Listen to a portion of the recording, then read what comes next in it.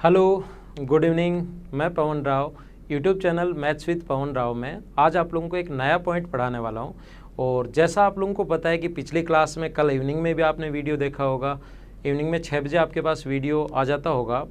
तो आपने देखा था कि हम लोग टेंजेंट के बारे में पढ़ रहे थे और टेंजेंट को हम लोग कंप्लीट करेंगे इस वीडियो में, क्योंकि टेंजेंट थोड़ा सा बड़ा पॉइंट है और उस पर इंपॉर्टेंट क्वेश्चंस भी बनते हैं। तो आज की क्लास में हम लोग टेंजेंट्स का सेकंड पार्ट हम लोग पढ़ रहे हैं, जिसमें कुछ 2 या 3 छोटे छोटे पॉइंट्स मैं आप लोगों को बताने वाला हूँ। साइक्लिक क्वाड्रेटल चक्रीय चतुर्भुज के बारे में मैं आप लोगों को समझा चुका था। ऐसा कोई भी क्वाड्रेटल जिसके चारों वर्टेक्स सर्कल की सरकमफ्रेंस पर हो, काफ़ी डिटेल से काफ़ी अच्छे से समझाया था। अब मैं आप लोगों को समझा रहा हूँ एक नया पॉइंट। देखिए, अगर कोई भी क्वाड्रेटल सर्कल के बाहर है, कोई भी क्वाड्रेटल अगर सर्कल के बाहर स्थित है, इस प्रकार से कोई भी क्वाड्रेटल सर्कल के बाहर स्थित है, मतलब ऐसा कोई क्वाड्रेटल जिसकी चारों साइड सर्कल की सरकमफ्रेंस को टच करें, ऐसा कोई भी चतुर्भुज जिसकी चारों भुजाएं जो हैं वो वृत्त को अगर टच करें, सर्कल की सरकमफ्रेंस को, वृत्त की परिधि को अगर टच करें, तो उसका कोई भी नाम नहीं होता। जैसे वर्टेक्स टच करें, कल कोई क्लास में मैंने बताया था साइक्लिक क्वाड्रेटल, ऐसे इसका कोई फिक्स नाम तो नहीं है, लेकिन इससे रिलेटेड अपने पास 2 थ्योरम्स हैं। और जो अगले मैं पॉइंट पढ़ाने वाला हूँ, आपको 6 या 7 पॉइंट पढ़ाऊंगा, प्रत्येक में साथ साथ 2-2 पॉइंट्स आप लोगों को मैं समझाते हुए चलूँगा। तो देखिए, यहाँ पर पहला पॉइंट मैं आपको बताता हूँ, ये पॉइंट नंबर ए। टेंजेंट में ए बी सी डी ऐसे पॉइंट हम लोग पढ़ेंगे। तो ये कोई भी क्वाड्रिलेटरल है, मान लो इसको नाम देते हैं ए बी सी और डी। ध्यान रखना, पहली थ्योरम इससे रिलेटेड ये है और दोनों ही मैं समझाऊंगा। कैसे आया ये चीज़ मैं हमेशा बताता हूँ, ऐसा आपको पता होगा। सिर्फ आप लोग अपनी नोटबुक और पेन अपने साथ रखिए, जिससे आप लोगों को जो भी मैं समझाऊँ वो आपको अच्छे से और कंप्लीटली समझ में आए। इसके लिए तो ध्यान रखना, इसके द्वारा सेंटर पर बना जो एंगल होता है, ये और ये अपने पास है और ये है। ये वाला एंगल मान लीजिए x है और ये वाला एंगल मान लीजिए y है। तो ध्यान रखना, सेंटर पर बने अपोजिट एंगल्स का sum angle x plus angle y बराबर 180 डिग्री।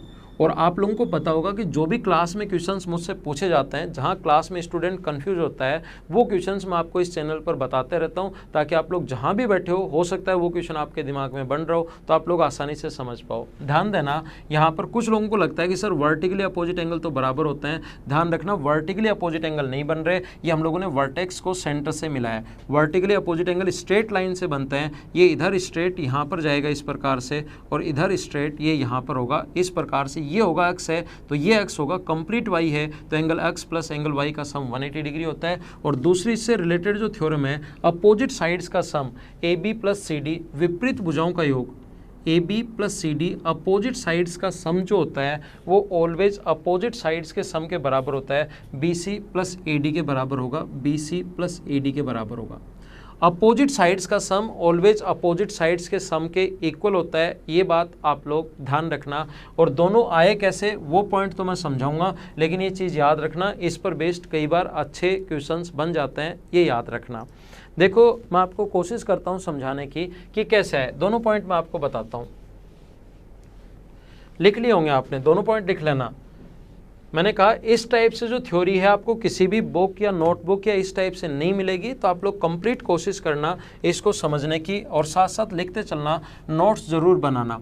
यदि कोई भी अपने पास क्वाड्रिलेटरल, दोनों पॉइंट मैं समझाऊंगा, यदि कोई भी क्वाड्रिलेटरल की चारों वर्टेक्स सर्कल की सरकमफ्रेंस को टच करें, इसको अगर टच करें इस प्रकार से, तो ये A B C और D, ये अंदर की तरफ कोई भी पॉइंट अपने पास O मान लीजिए, ये अंदर इसका सेंटर है, कोई भी पॉइंट नहीं है, सर्कल का सेंटर O है, और इनको अगर मिला दिया जाए तो सेंटर पर बने अपोजिट एंगल्स का सम 180 डिग्री क्यों हुआ, वो मैं आप लोगों को सबसे पहले आपको समझाने की कोशिश करता हूँ। देखिए, यहाँ से हम लोग क्या करेंगे, इसको नाम देते हैं, ये पॉइंट P है, ये पॉइंट Q है, ये पॉइंट R है और ये पॉइंट S है। इनको इससे मिला दो, R से O को, S से O को, और इन सभी को आप लोग मिला दीजिए। इनको आप लोग टच कर दीजिए, इसको मिला दीजिए, इसको आप लोग इससे मिला दीजिए, इससे इसको मिला दीजिए, और इसको इससे मिला दीजिए, और इनको नाम दे दो। इस एंगल को नाम दे दो 1 नंबर, इसको नाम दे दीजिए 2 नंबर, इसको नाम दे दो 3, इसको 4, ये नाम दे दो 5, ये 6, ये 7 और ये 8, या ABCDEFG जो आप देना चाहो दे सकते हो। तो ध्यान रखना, एंगल 1 आप लोग ये याद रखना, यहाँ पर जो अपने पास एंगल 1 + 2 + 3 + 4, एंगल 1 + 2 + 3 + 4 + 5, 4 बीच में 4 भी है ना, 4 + 5 + 6 + 7 + 8, एक सेंटर पर बने सभी एंगल्स का सम 360 डिग्री होता है। 1 2 3 4 एक पॉइंट पर बने सभी एंगल्स का सम 360 डिग्री होगा, 360 डिग्री होगा, ऐसा आप लोगों को पता है। अब एक चीज़ आप लोग ध्यान रखना, मुझे बताइए एक ही जगह से डालेगी दोनों टेंजेंट्स की लेंथ बराबर, रेडियस हमेशा इक्वल होती है ही, और ये अपने पास बीच वाली कॉमन होने के कारण बराबर, तो क्या आर और डी और अपने पास एस और डी दोनों कॉन्ग्रेंट हो गए, तो एंगल 1 जो है वो बराबर होगा 2 के। ऐसे हम लोग प्रूव कर सकते हैं 3 जो है वो बराबर होगा 4 के। क्यों? एक ही जगह से डालेगी टेंजेंट बराबर, कल की क्लास में समझा दिया है, एक ही जगह से डालेगी टेंजेंट्स की लेंथ बराबर, अपने पास ऐसे ये इसके बराबर, रेडियस बराबर, बीच वाली कॉमन होने के कारण बराबर। ऐसे हम लोग प्रूव कर सकते हैं 5 बराबर होगा 6 के, और ऐसे हम लोग प्रूव कर सकते हैं कि 7 जो है वो बराबर होगा 8 के। ये वैल्यू आप लोग एक की जगह जो 2 है उसकी जगह 1 लिख सकते हो, तो एंगल 1 + एंगल 1, 3 की जगह आप लोग 4 लिख सकते हो, तो एंगल 4 + एंगल 4, 5 बाद में लिख लेना, गलती से मैंने पहले लिख लिया। 5 की जगह 5 है ही, आप लोग 6 की जगह भी एंगल 5 लिख सकते हो, 6 की जगह एंगल 5 लिख सकते हो, एंगल 7 की जगह भी आप लोग एंगल 8 लिख लो, एंगल 8 है ही बराबर 360 डिग्री। 2 बार एंगल 1 आ गया, 2 बार 4 आ गया, 1 + 4 + 5 + 8 = 360 डिग्री है, तो 2 का आप लोग भाग दे दीजिए, तो 1 + 4 + 5 + 8 जो है वो अपने पास आ गया 180 डिग्री। और यही तो हमें प्रूव करना था कि 1 8 और अक्ष, इसको अक्ष मान लिया था 1 और 8 को, और इसको वाई मान लिया था, इसको अक्ष माना था 1 और 4 को, और इसको वाई माना था बराबर 180 डिग्री। ये हमें प्रूव करना था पहला पॉइंट। दूसरा पॉइंट कैसे आया, जो भी पॉइंट मैं सर्किल में समझाऊंगा ये 6 या 7 पॉइंट हैं, और इसको आप लोग कंप्लीट देखना, बहुत ज़्यादा इंपॉर्टेंट है। इन पर एक भी क्वेश्चन इन पर बेस्ड आपके सामने 100% आने वाला है। देखो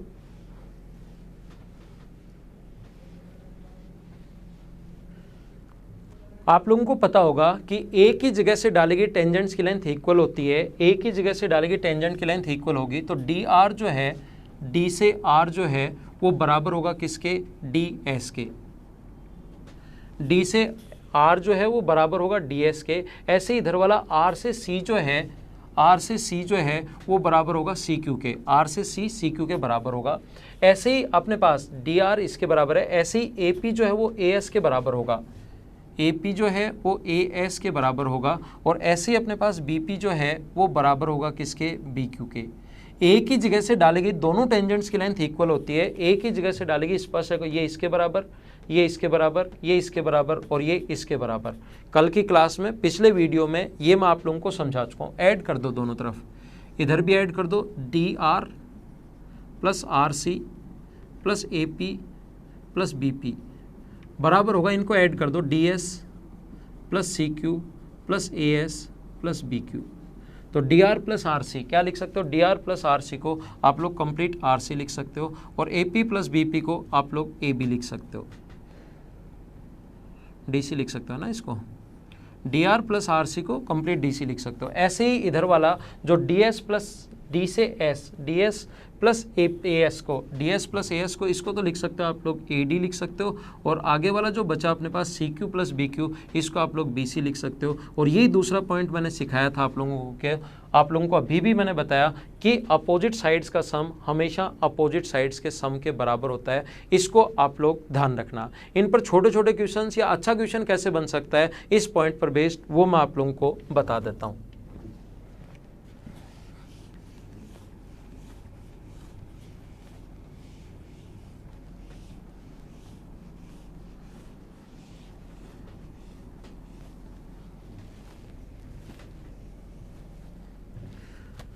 यहाँ पर अपने पास लिखा हुआ है, इस टाइप से अपने पास लिखा हुआ है, देखिए जैसे यूं बोल देगा कि इसके बाहर से क्वाड्रिलेटरल है, ये देखो ए बी, सी और डी। आसान से क्वेश्चन, एकदम आसान। मैं वैसे ही कॉन्सेप्ट क्लियर करने के लिए आपको बता रहा हूँ। ये मान लो अपने पास सेंटर पर बना एंगल 120 डिग्री है और सबसे पहले आसान क्वेश्चन ये पूछा जा सकता है। तो सभी लोग मिलकर बताओ क्या ये वाला एंगल 60 डिग्री होगा? क्या पता ही होगा आपको, ये वाला एंगल 60 डिग्री, क्योंकि अपोजिट एंगल्स का सम 180, यहाँ पर ये और इनका सम 180। दूसरा क्वेश्चन इस प्रकार से आ सकता है, ये 8 है, ये 6 है, ये 11 है, तो बताओ ये कितना होगा? अपोजिट साइड्स का सम हमेशा अपोजिट साइड्स के सम के बराबर। 8 और 6 है 14, तो 11 और ये इनका सम भी अपने पास 14 होना चाहिए, तो ये 3। इसका अच्छा क्वेश्चन कैसे बन सकता है वो हम लोग समझने की कोशिश करते हैं। देखिए,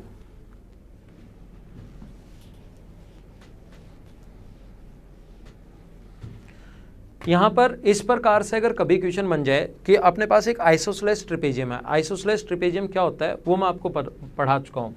एक आइसोसेलेस ट्रेपेजियम है जिसका सर्किल जो है, जिसकी चारों साइड्स को टच कर रहा है। एक आइसोसेलेस ट्रेपेजियम है जिसका सर्किल जो है वो चारों साइड्स को टच कर रहा है इस प्रकार से।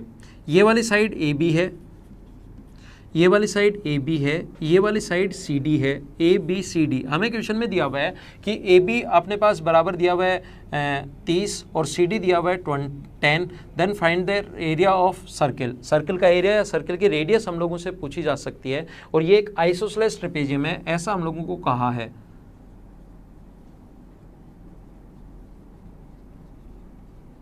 समद्विबाहु समलंब चतुर्भुज।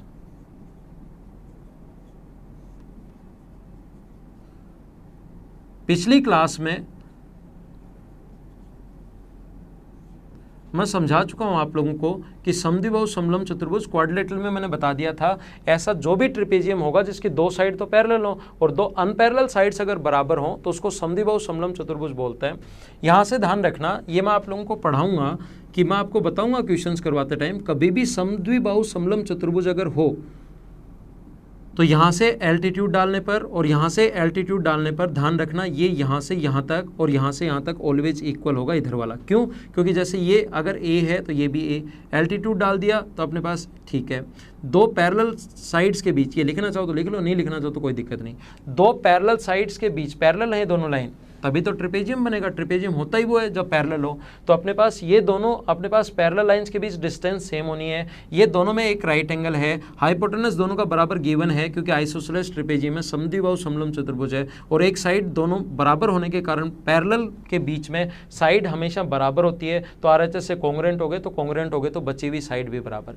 ये क्वेश्चन में सिर्फ इतना सा कॉन्सेप्ट आपको समझना है। आइसोसेलेस ट्रेपेजियम है, ये अगर 30 दिया हुआ है तो ये अगर 20 दिया हुआ है, तो अपोजिट साइड्स का सम, ये 10 दिया हुआ है, सॉरी, अपोजिट साइड्स का सम ये दिया हुआ है 10, अपोजिट साइड्स का सम 20 और 10, अगर 30 और 10 40 हो गया तो इन दोनों का सम भी 40 बचना है। तो ये अगर अपने पास 20 है तो इधर वाला ये भी अपने पास कितना होगा? 20 होगा।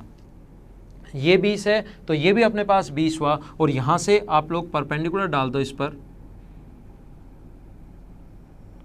इधर भी परपेंडिकुलर डाल दीजिए और इधर भी परपेंडिकुलर डाल दीजिए। तो ये चीज़ मैं सिखा चुका हूँ आप लोगों को। टोटल यहाँ से यहाँ तक 30 था, टोटल ये अगर 30 था अपने पास, कोशिश करना समझने की, बहुत ज़्यादा इंपॉर्टेंट पॉइंट है। ये अगर 30 था तो ये अगर 10 बचा तो इधर और इधर वाला बराबर होगा। टोटल 30 है, 20 बचा तो ये वाला भी अपने पास 10 होगा और ये भी अपने पास 10 होगा, ऐसा आपको पता होगा। एक ही जगह से, ये टोटल यहाँ से यहाँ तक 20 है, एक ही जगह से डालेगी, दोनों टेंजेंट्स की लेंथ बराबर होती है, ऐसा आप लोगों को पता होगा। तो 20 के स्क्वायर में से 10 का स्क्वायर माइनस करोगे तो क्या अपने पास ये आ जाएगा? क्या 20 का स्क्वायर अपने पास हुआ 400, 400 में से 10 माइनस करोगे तो 100, तो ये बच जाएगा √300, और √300 का मतलब 10√3। और किसी की अगर यहाँ से यहाँ तक 10√3 है और दोनों लाइन अगर पैरेलल हैं तो ये 10√3 है, तो यहाँ से यहाँ तक ये भी 10√3 होगा, और व्यास अगर 10√3 है तो रेडियस आ गई 5√3। और रेडियस आने के बाद क्या आप लोग उस सर्किल का एरिया निकाल सकते हो, वो मैं आपको समझाऊंगा। πr² एरिया का फॉर्मूला होता है, जो होता है मेंसुरेशन में, अगला चैप्टर मैं समझाने वाला हूँ। इसका आप लोग, ये जो क्वाड्रिलेटरल बना, इसका चतुर्भुज, ये जो क्वाड्रिलेटरल है, ट्रेपेजियम जो बना अपने पास, इसका क्षेत्रफल भी पूछ सकता है। इसके क्षेत्रफल का फॉर्मूला होता है 1/2 sum of parallel sides into distance between them. अगला एक और पॉइंट मैं आपको समझाता हूं, नेक्स्ट पॉइंट समझिए आप लोग। पहला पॉइंट, ऐसे मैं कम से कम आप लोगों को 6 या 7 पॉइंट समझाने वाला हूं जो काफ़ी इंपॉर्टेंट हैं और इनको आप लोग याद भी रखना। देखिए कोशिश करना समझने की। यहाँ पर अगला पॉइंट बी नंबर पॉइंट, ए नंबर पॉइंट मैं समझा चुका हूँ। अगला पॉइंट देखिए आप लोग बी नंबर पॉइंट, दो सर्किल जो इक्वल रेडियस के हों या नहीं हों, उससे कोई फर्क नहीं पड़ता। दो सर्किल अगर इक्वल रेडियस के नहीं हैं, हो भी सकते हैं नहीं भी हो सकते, ध्यान रखना, तो इनसे खींची जा सकने वाली टेंजेंट्स की संख्या, जो कॉमन टेंजेंट होंगी उनकी संख्या होगी 4। यहाँ से यहाँ तक कॉमन टेंजेंट्स की जो संख्या होगी वो 4 होगी, ये वाली और ये वाली। कॉमन टेंजेंट्स की जो संख्या होगी, एक ये वाली इधर से होगी और एक ये वाली इधर से होगी। ध्यान रखना, दो सर्किल अगर एक दूसरे को टच नहीं कर रहे हैं, ध्यान देना आप लोग सभी लोग, इंपॉर्टेंट है, दो सर्किल अगर एक दूसरे को टच नहीं कर रहे हैं तो खींची जा सकने वाली कॉमन टेंजेंट्स की संख्या 4 होगी। दो सर्किल अगर एक दूसरे को टच करें, दो सर्किल अगर एक दूसरे को टच करें तो खींची जा सकने वाली कॉमन टेंजेंट्स की जो संख्या है अपने पास, वो अपने पास होगी 3। दो सर्किल अगर एक दूसरे को इंटरसेक्ट करें, इस प्रकार से इंटरसेक्ट कर जाएं, तो डायरेक्ट कॉमन टेंजेंट्स जो खींची जाएंगी उनकी संख्या होगी 2। एक दूसरे को अंदर से टच करें तो अपने पास 1, और एक दूसरे को इस प्रकार से टच नहीं करें तो 0। दो सर्किल जो एक दूसरे को ना तो टच कर रहे हैं ना इंटरसेक्ट कर रहे हैं, उनसे खींची जा सकने वाली डायरेक्ट कॉमन टेंजेंट्स की जो संख्या होगी या तो 0 होगी या 4 होगी। आया हुआ क्वेश्चन है, याद रखना। अगर एक दूसरे को टच नहीं करे तो या तो 0 होगी या 4 होगी। और याद रखना, जो ऊपर और नीचे जो ये हैं, इनको बोलते हैं हम लोग डायरेक्ट कॉमन टेंजेंट। इनका नाम होता है सीधी उभयनिष्ठ स्पर्श रेखा। इसका नाम जो है वह डायरेक्ट कॉमन टेंजेंट।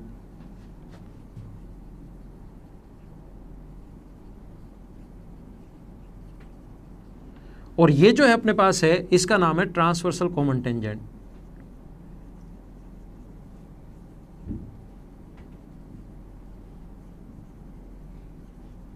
ये सीधी उभयनिष्ठ स्पर्श रेखा है।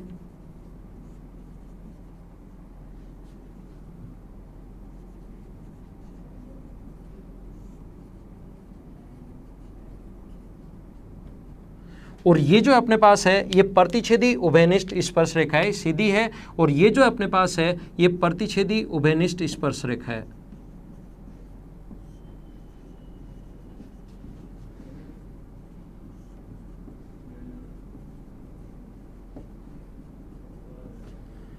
एक डायरेक्ट कॉमन टेंजेंट है, एक ट्रांसवर्सल कॉमन टेंजेंट है। तो इनकी लेंथ निकालने का तरीका क्या होगा, बी पॉइंट में आपको पढ़ा रहा हूं, और बी पॉइंट में इसकी लेंथ निकालने का तरीका क्या होगा और इसकी लेंथ निकालने का तरीका क्या होगा, वो मैं आपको समझाने की कोशिश करता हूं।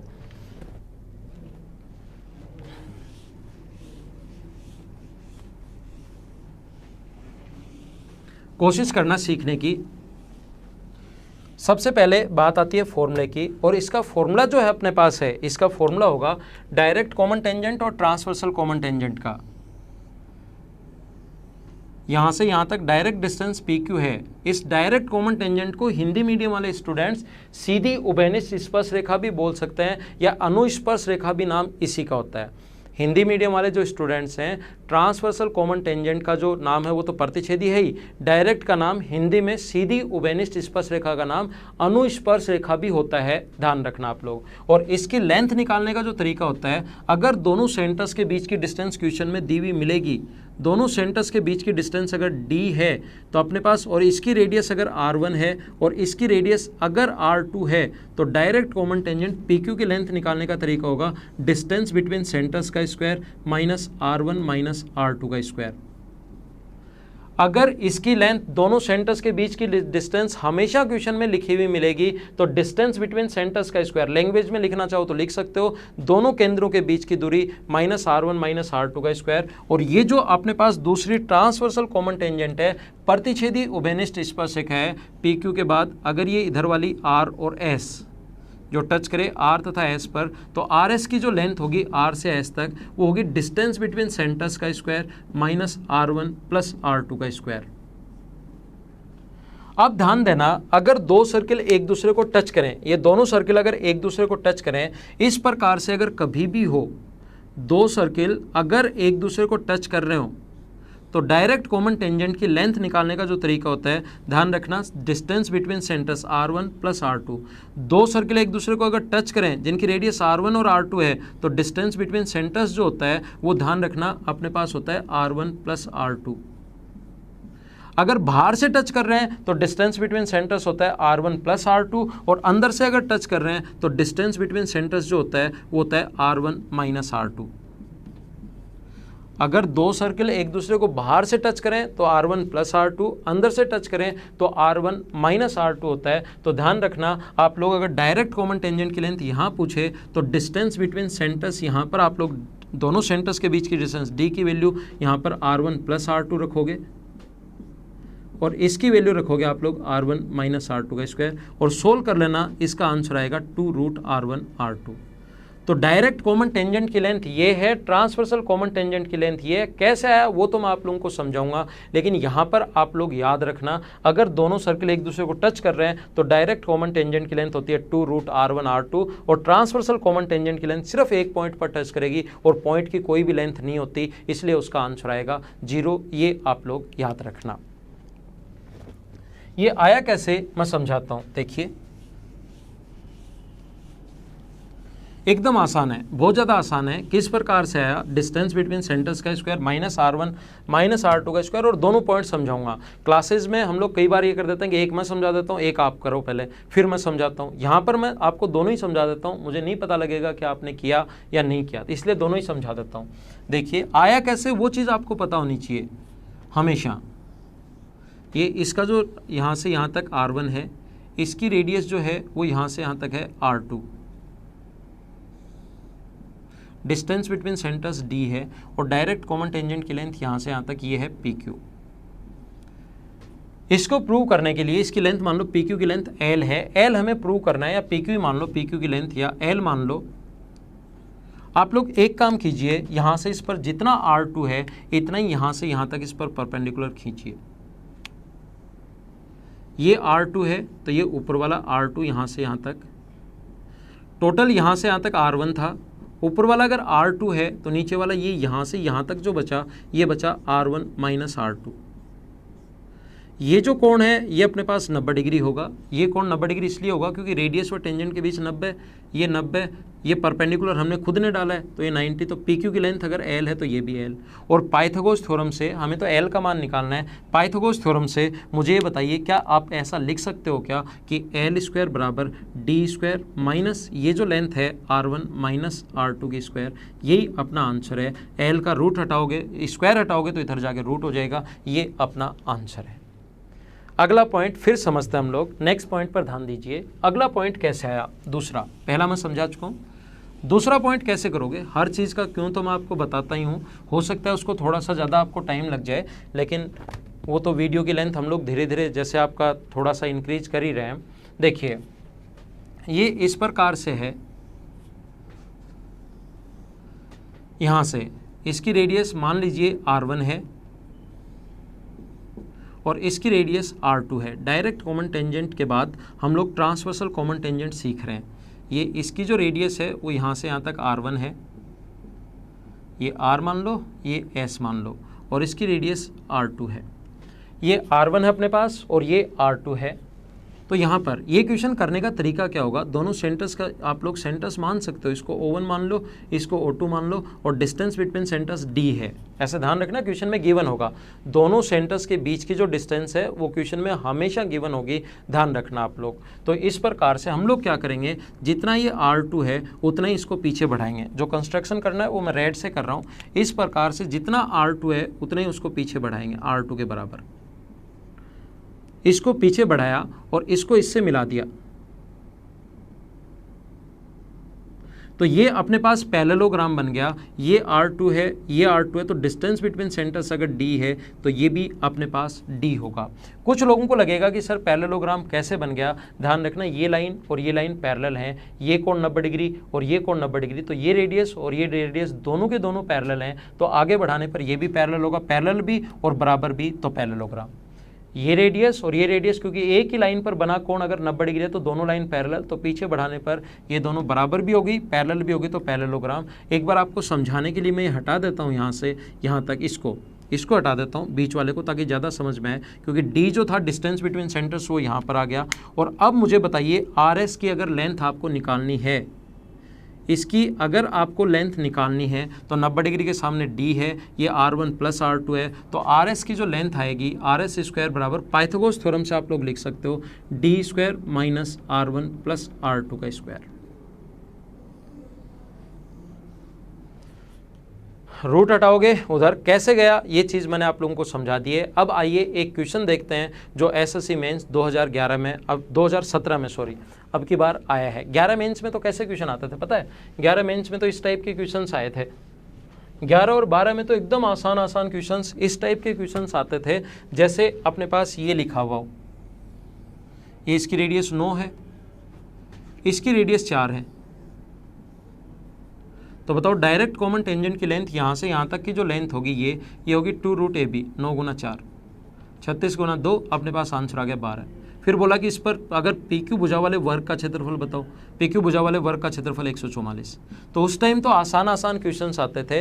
अब की बार 17 मेंस में जो एक क्वेश्चन आया था वो किस प्रकार से आया था, देखो मैं आपको कोशिश करता हूँ समझाने की।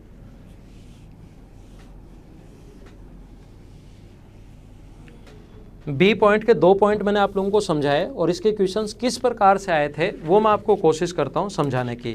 64 के लगभग क्वेश्चंस थे ज्योमेट्री के, और ये सारे के सारे क्वेश्चंस जैसे मैं आपको थ्योरी पढ़ा दूं, मेंस में आए हुए क्वेश्चन सारे आपसे खुद से होने चाहिए। देखो इस प्रकार से क्वेश्चन है, मैं आपके लिए फिर बोल देता हूँ, पहले डायग्राम बनाता हूँ। डायग्राम भी दिया हुआ था, जिसने मेंस के क्वेश्चंस देखे हैं उसको ये पता होगा। 2 सर्किल जिसकी रेडियस 4 है, मैं लिखने के बजाय क्वेश्चन का डायग्राम बनाकर और फिर वैसे ही समझा देता हूं। इस प्रकार से है, थोड़ा बड़ा बन गया।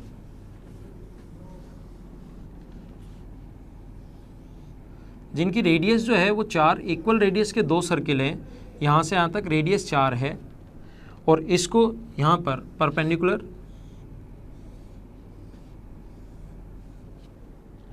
ये अपने पास इसका सेंटर A है, इसका सेंटर B है। ये अपने पास R, S, ये जहाँ टच कर रहा है वो S है, ये पॉइंट P है और ये पॉइंट Q है। ये क्वेश्चन था, मैं आपके लिए पढ़ देता हूँ। इसमें लिखा हुआ है दी गई आकृति में 2 समान वृत्त जिनकी सेंटीमीटर एक दूसरे को टच कर रहे हैं। दोनों वृत्तों के केंद्र A तथा B हैं। RQ वृत्त पर एक स्पर्श रेखा है, तो RQ की लंबाई क्या होगी? RQ अगर एक स्पर्श रेखा है, RQ अगर एक स्पर्श रेखा है तो RQ की लंबाई क्या होगी अगर इसकी रेडियस दी हुई है 4 और S इसके tangent. In the given figure, English medium वाले students, in the given figure, 2 identical circle of radius 4 cm touch each other. A and B are the center of the 2 circle. If RQ is the tangent of circle, then what is the length of RQ? देखो, ये tangent का question था, tangent पढ़ा रहा हूँ इसलिए मैं आपको बता देता हूँ। ये यहाँ से यहाँ तक 12 है, तो ये अपने पास होगा 4। रेडियस व टेंजेंट के बीच बना कोण 90 डिग्री, क्योंकि रेडियस 4 है तो ये भी 4। ये यहाँ से 4, 4 और 4 अपने पास आ गया 12, और ये 4, 4 का स्क्वायर 12 का स्क्वायर 144 में से 16 माइनस करोगे तो 128, और 128 को हम लोग 8√2 लिख सकते हैं। हमने पाइथागोरस थ्योरम लगाई है यहाँ पर। 4, 4, 4, 12, 12 का स्क्वायर 144, 4 का स्क्वायर 16 माइनस करोगे तो 128, और 128 को 64 × 2 यानी 8√2 लिख सकते हैं। ये कोण 90 डिग्री है, रेडियस व टेंजेंट के बीच 90 डिग्री। PQ की लेंथ हमें चाहिए तो हम लोग लिख सकते हैं ये कोण अपने पास कॉमन के सामने वाली साइड 4 है। सिमिलरिटी लगा रहा हूँ, अच्छे से पढ़ा चुका हूँ, ट्रायंगल आप लोगों को सिमिलरिटी लगा रहा हूँ, समरूपता लगा रहा हूँ। इसके सामने 4 और इसके सामने ये है PQ। ये जो अपने पास कॉमन था यहाँ से यहाँ तक, ये जो अपने पास कॉमन है, ये वाला एंगल और ये वाला एंगल कॉमन है, तो इस कॉमन के सामने 8√2, और बड़े वाले में कॉमन के सामने ये अपने पास दिया हुआ है 16। इस प्रकार से तो ये इससे कट जाएगा, 8 से कट जाएगा 2 बार, और √2 टाइम्स क्रॉस मल्टीप्लाई करोगे तो PQ की लेंथ आ जाएगी 4√2, और ये अपना आंसर है। एक क्वेश्चन मैं और समझा देता हूं आप लोगों को, इसी पर आया हुआ क्वेश्चन टेंजेंट पर, उसको हम लोग कर लेते हैं। देखिए कैसे।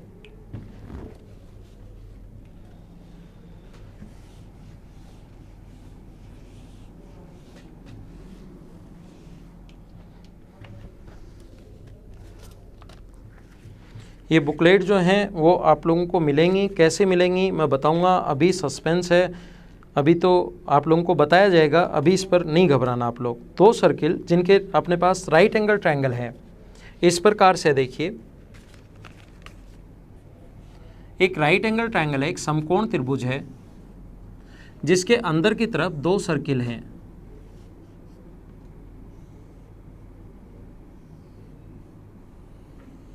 एक तो ये है और दूसरा सर्किल ये है। इसकी जो रेडियस हम लोगों को दी हुई है, रेडियस गिवन है, एक की रेडियस है 12 और एक की रेडियस है 3। एक की रेडियस जो यहाँ से यहाँ तक ये तो है 12 और दूसरे की रेडियस है 3।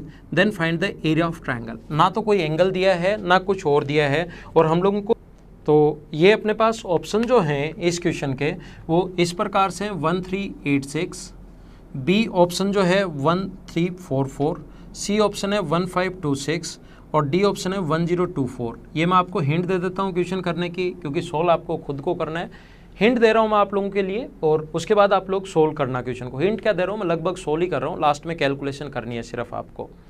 तो यहाँ पर देखिए ये इस प्रकार से सोल्व कर देता हूँ मैं आपके लिए। इसको अगर इससे मिला दें तो हमेशा ध्यान रखना, एक बात सभी लोग हमेशा ध्यान रखना कि ये इसका एंगल बाइसेक्टर जो होता है ये इसका कोण समद्विभाजक है।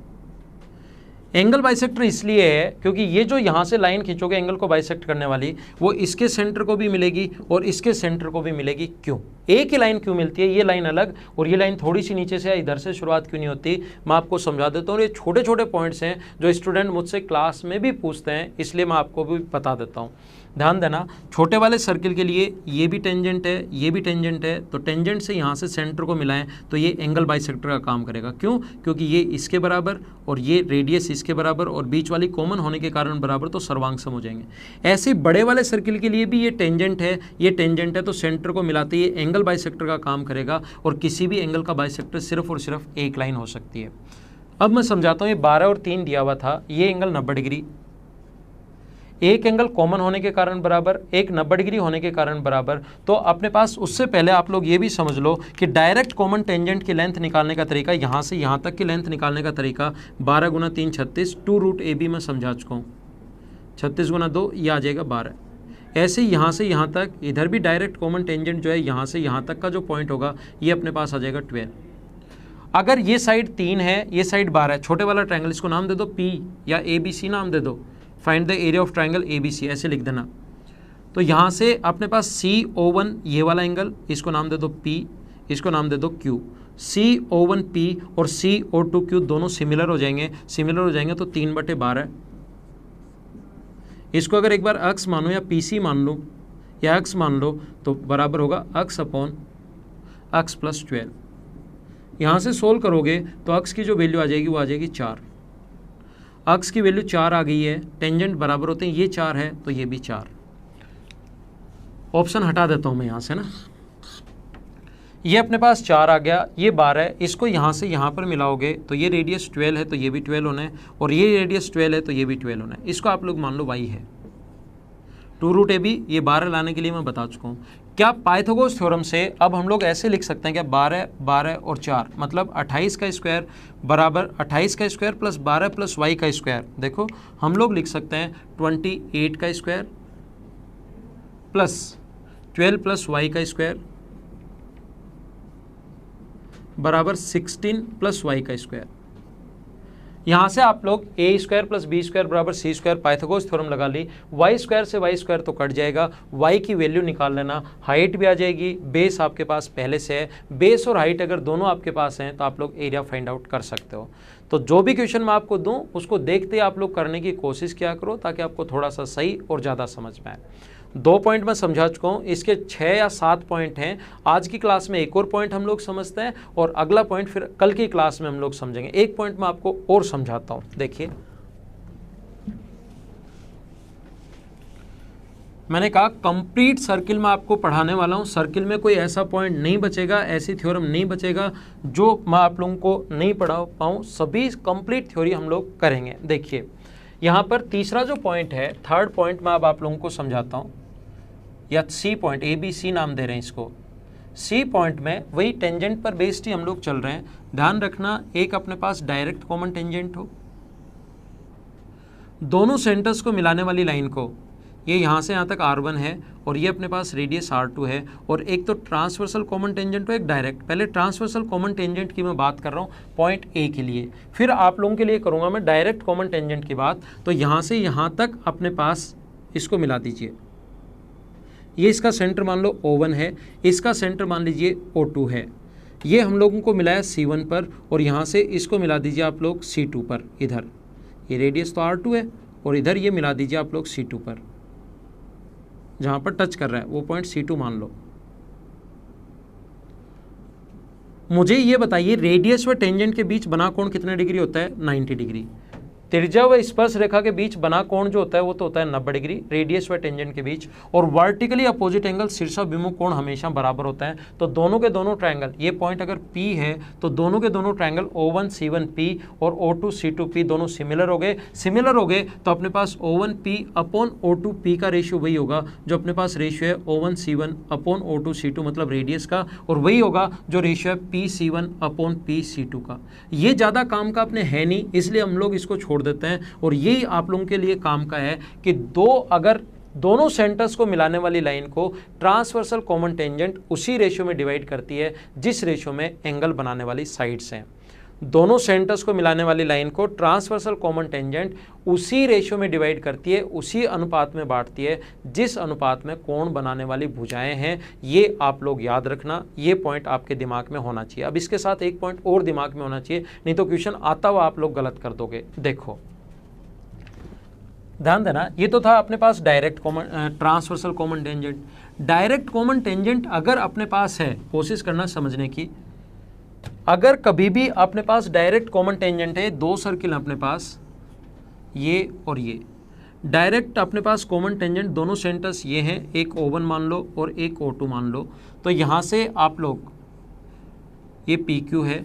मुझे बताइए डायरेक्ट कॉमन टेंजेंट दोनों सेंटर्स को मिलाने वाली लाइन को क्या कहीं पर इंटरसेक्ट कर रही है क्या? आप लोग बोलोगे सर नहीं कर रही। इसको आगे बढ़ाने पर ये पॉइंट वहाँ जो नाम दिए थे वही दे दो C2 और इसको नाम दे दीजिए C1। आगे बढ़ाने पर ये पॉइंट P पर अगर मिले तो यहाँ से इसको मिलाओगे तो रेडियस व टेंजेंट के बीच 90 डिग्री और रेडियस व टेंजेंट के बीच 90 डिग्री। यहाँ से अपने पास ये एंगल कॉमन है, एक एंगल 90 डिग्री होने के कारण बराबर, तो दोनों के दोनों ट्रायंगल सिमिलर हो गए, दोनों त्रिभुज समरूप हो गए। समरूप हो गए तो हम लोग लिख सकते हैं छोटे वाले की साइड P यहाँ से यहाँ तक PO2 या PO1 अपॉन PO2 या O1P। पिछली बार जैसे लिखा था वैसे लिख रहा हूँ, O2P बराबर होगा O1C1 अपॉन O2C2। क्या पिछली बार और बराबर होगा PC1 अपॉन PC2। लेकिन ये अपने ज़्यादा काम का है नहीं, इसलिए मैं इसको छोड़ देता हूँ। क्या जो पिछली बार पढ़ाया था वही है क्या कि दोनों सेंटर्स को मिलाने वाली लाइन को डायरेक्ट कॉमन टेंजेंट उसी रेशियो में डिवाइड करती है जिस रेशियो में रेडियस है। जो पिछला रेशियो था वही रेशियो ये है। लेकिन एक छोटा सा पॉइंट आप लोग समझ लीजिए, एक छोटा सा पॉइंट, लास्ट पॉइंट इसका समझिए। देखो मैं फटाफट बनाता हूं थोड़ा सा जल्दी। यहां पर इस प्रकार से जब भी है, ये दो सर्किल हैं, एक ट्रांसवर्सल कॉमन टेंजेंट है, दोनों सेंटर्स को मिलाने वाली लाइन को O1 O2, ये O1C1 है और ये O2C2 है। तो ध्यान रखना O1C1 अपॉन O2C2 और ये पॉइंट P अगर है तो वही होता है जो O1P अपॉन O2P। दूसरा एक पॉइंट में यहाँ पर क्या समझाना चाह रहा हूँ कि डायरेक्ट अगर कॉमन टेंजेंट कभी हुई तो दोनों सेंटर्स को मिलाने वाली लाइन को वो बाहर कहीं पर इंटरसेक्ट कर रही है P पॉइंट पर, ये O1 O2। तो यहाँ पर ये चीज़ आप लोग सिर्फ और सिर्फ एक पॉइंट ये ध्यान रखना, नहीं तो आता हुआ क्वेश्चन गलत मत कर देना। O1P अपॉन O2P बराबर O1C1 अपॉन O2C2, दोनों बराबर होते हैं। लेकिन ध्यान रखना एक पॉइंट जो आप लोगों को नहीं पता, वो ये नहीं, भूल जाते हो, पता तो है लेकिन भूल जाते हो, वो ये है कि अगर AB को मिलाने वाला लाइन, AB को मिलाने वाली लाइन के अंदर कोई पॉइंट C है, ये रेशियो 3:2 है, तो आप लोग बोल देते हो 3:2 है। 99% ये अंदर की तरफ पॉइंट ही होता है। लेकिन अगर A से B की तरफ, बाहर की तरफ भी कोई पॉइंट है C, तो ये अगर इसको 7 और ये यहाँ से यहाँ तक 2 है तो C इसको 7:2 के रेशियो में डिवाइड करेगा। लेकिन ये बाहर की तरफ बहुत कम आता है, AB लाइन सेगमेंट ये है, तो इसके साथ हमें ब्रैकेट लगाकर लिखना पड़ता है बाह्य अनुपात है, एक्सटर्नल रेशियो है।